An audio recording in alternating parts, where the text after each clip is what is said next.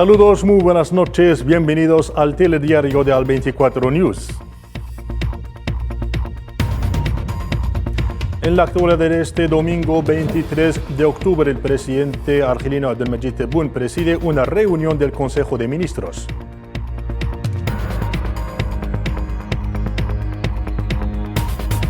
Rusia acusa a las fuerzas ucranianas de utilizar armas sucias en su conflicto militar con Moscú.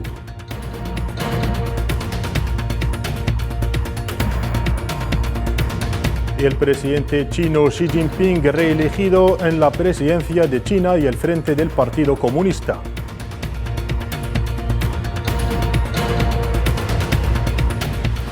Hola, de nuevo abrimos nuestro telediario con la actualidad en Argelia. El presidente argelino Abdelmajid Tebboune ha presidido hoy una reunión del Consejo de Ministros dedicada a dos proyectos de ley a informes relativos a las condiciones y modalidades del ejercicio de la actividad de concesionarios de vehículos nuevos, al proyecto del Hospital Argelino Qatarí Alemán, a la revisión de las medidas relativas al subsidio de desempleo y al programa de las festividades conmemorativas del aniversario del estallido de la Guerra de Liberación Nacional el 1 de noviembre de 1954. Siempre en la actualidad nacional, el presidente argelino Abdelmajid Tebboune ha recibido hoy una llamada telefónica del presidente del Estado de Palestina, Mahmoud Abbas, quien le ha agradecido en su nombre y en nombre del pueblo palestino hermano por sus esfuerzos y su serio trámite por la unificación de las filas y las facciones palestinas durante la conferencia del 13 del Corriente en Argel.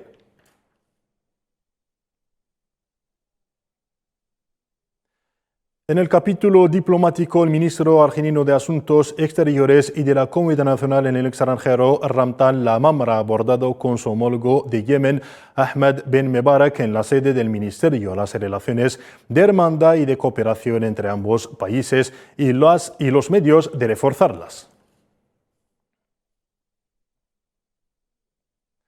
En lo referente a la situación en los territorios palestinos ocupados, mientras la campaña israelí continúa sus detenciones en su 10º día consecutivo en diferentes zonas de Cisjordania ocupada, el movimiento palestino Fatah ha condenado el asesinato por las fuerzas de la ocupación sionistas de un joven palestino, Tamer al-Kilani, un militante de la resistencia del grupo, quien cayó como mártir en la noche del sábado al domingo en el casco antiguo de Naplusa, al norte de Cisjordania ocupada.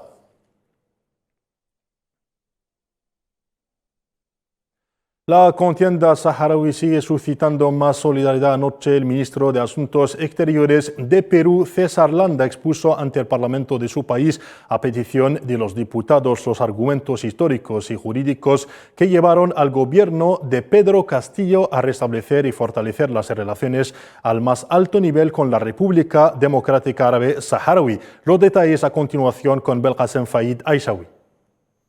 El jefe de la diplomacia del Perú, César Landa, indicó que su país había decidido reanudar sus relaciones con la República Árabe Saharaui para volver a la situación histórica de su país, subrayando que Perú apoya a los pueblos que luchan por ejercer su derecho a la autodeterminación, que forma parte de la tradición diplomática del Perú. Durante su intervención en el Pleno Congreso de la República para responder a un pliego interpelatorio de 31 preguntas, la mayoría sobre la ras Sáhara Occidental y Marruecos, el jefe de la diplomacia peruano argumentó que el reconocimiento expresado por las Naciones Unidas del Sáhara Occidental como territorio no autónomo y el reconocimiento del derecho a la autodeterminación del pueblo saharaui es la razón por la cual el Perú otorga su reconocimiento a la RAS, nombre oficial que le corresponde como Estado.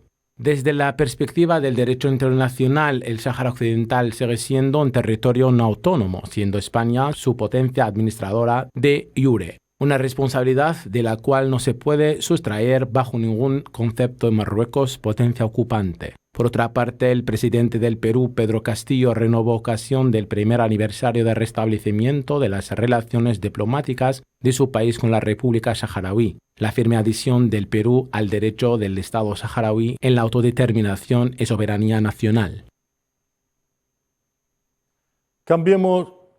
Cambiemos de asunto. Apenas 2 meses tras su nombramiento como enviado especial de la ONU para Libia, Abdoulaye Bathily presentará mañana ante el Consejo de Seguridad de la ONU su primer informe sobre la situación en Libia. Abdoulaye Bathily se había reunido durante estos 2 meses con los diferentes responsables libios para intentar encontrar una solución al bloqueo político en el país, que pasa por la reunificación de las instituciones políticas y militares y la celebración de elecciones que garantizarían la soberanía del pueblo libio. Las autoridades guineanas han desvelado un cronograma de transición de 24 meses, comenzando a partir de la fecha del 1 de enero de 2023, al término de una misión técnica de la Comunidad Económica de los Estados de África Occidental, la CEDEAO, que estuvo en Conakry del 17 al 21 del corriente. Las autoridades guineanas han subrayado que este periodo de transición se repartirá en 10 etapas, comenzando por el Censo General de la Población, el Censo del Estado Civil, el establecimiento del fichero electoral, la elaboración de una nueva Constitución y la organización de un referéndum sobre la nueva Constitución.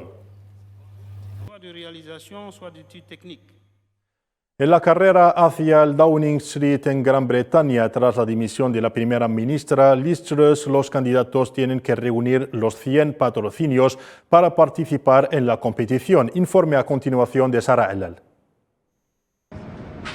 Tras la dimisión de Liz Truss, que permaneció solo 44 días en el poder, han trascendido 3 nombres. La actual ministra de Relaciones con el Parlamento, Penny Mordaunt, que formalizó su candidatura el viernes; Rishi Sunak, que había perdido a principios de septiembre frente a Liz Truss; y Boris Johnson, que dimitió en julio tras una sucesión de escándalos. Sunak, cuya renuncia al gobierno de Johnson fue seguida por unas 60 personas más, es el primero que superó el umbral de los 100 patrocinios el viernes por la noche, necesarios para esperar tomar la delantera del Partido Conservador y por lo tanto ganar Downing Street. Los candidatos tienen hasta el lunes por la tarde para obtener estos patrocinios. Los 357 diputados conservadores votarán primero, y si quedan 2 candidatos en la carrera, los 170.000 miembros del partido tendrán que decidir entre ellos mediante una votación por Internet antes del 28 de octubre. En caso de presentarse un solo candidato, entraría directamente en Downing Street a principios de semana. Y en Italia, a Giorgia Meloni, primera ministra italiana, le falta solamente ahora el voto de confianza del Parlamento para entrar realmente en sus funciones, luego de que tomara hoy posesión oficialmente de su cargo al mano de su predecesor Mario Draghi. El sábado 22 del corriente, la nueva presidenta del Consejo de Ministros, Giorgia Meloni, juró su cargo ante el presidente de la República Italiana, Sergio Mattarella, junto a todo su Consejo de Ministros. Con la ceremonia de este domingo 23 de octubre, Meloni asume formalmente las competencias de la presidencia del Consejo de Ministros.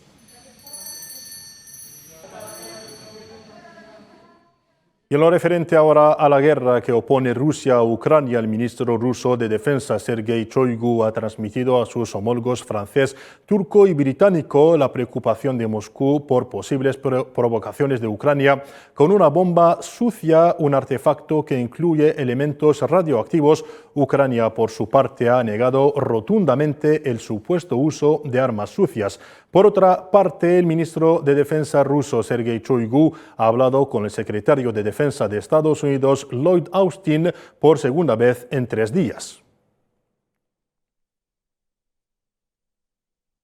En Eslovenia, la primera ronda de las elecciones presidenciales ha transcurrido este domingo en la calma, con una asistencia a las urnas relativamente baja, aunque ya habitual en el país alpino de 2,1 millones de habitantes.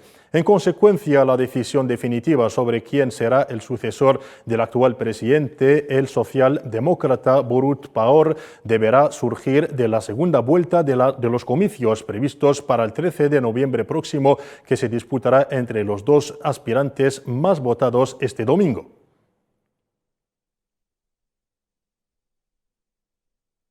Y como decíamos en portada, en China, el nuevo comité permanente del Politburo del Partido Comunista Chino reeligió este domingo a Xi Jinping como secretario general del Partido Comunista, lo que asegura su ratificación como presidente para otros 5 años durante las sesiones legislativas anuales del gobierno el próximo marzo. Vale afirmar que China, bajo la presidencia de Xi Jinping, ha podido afirmarse como potencia económica mundial y ambiciona ahora más que nunca a abrazar los 5 continentes gracias a su megaproyecto de la nueva ley de la seda, de la nueva ruta de la seda.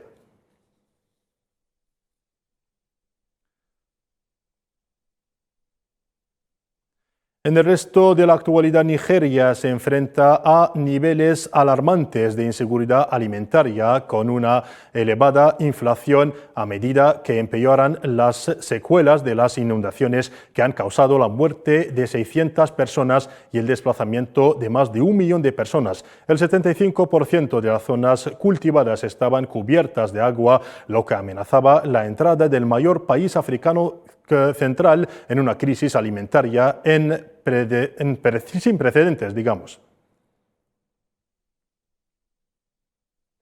El incendio que se declaró ayer en el Kilimanjaro ha sido ampliamente contenido hoy en la cumbre más alta de África, cuyas laderas fueron devoradas por las llamas durante más de 24 horas, anunciaron las autoridades tanzanas. El fuego se declaró en la tarde del viernes cerca del campamento de Karanga, parada para excursiones y montañistas situada a unos 4.000 metros de altura sobre una de las vistas de ascensión más frecuentadas del conducto al techo de África. Y al final de nuestro telediario de hoy les invitamos a viajar al monte Kilimanjaro, el techo de África, en esta expedición turística que les hace descubrir a continuación nuestra compañera Merim Labri. El monte Kilimanjaro es sin duda uno de los paisajes más emblemáticos de Tanzania que actualmente todo el mundo conoce o ha oído hablar de él. El monte Kilimanjaro, también conocido como Uhuru Peak, es un volcán de triple cumbre que se encuentra en el noreste de la República de Tanzania, a escasos kilómetros de la frontera con Kenia, a unos 300 kilómetros al sur del Ecuador. Sus 5.895 metros de altitud le convierten en la cumbre más alta de todo el continente africano, formando así parte del grupo conocido como las 7 cumbres, y es la 4ª montaña más alta del mundo detrás del Everest entre Nepal y China. En el Kilimanjaro conviven glaciares, desiertos, paisajes alpinos, sabana y selva tropical. De hecho, el Parque Nacional del Kilimanjaro ha sido declarado Patrimonio de la Humanidad por la UNESCO en 1987. Tanzania es un destino muy apreciado por las posibilidades de ver fauna salvaje en su hábitat natural e incluso practicar el senderismo trepando a lo alto del volcán Kilimanjaro. Y con esto concluimos nuestro telediario. Gracias por su atención. Les invitamos a seguir toda la actualidad en nuestras diferentes redes sociales. Un saludo.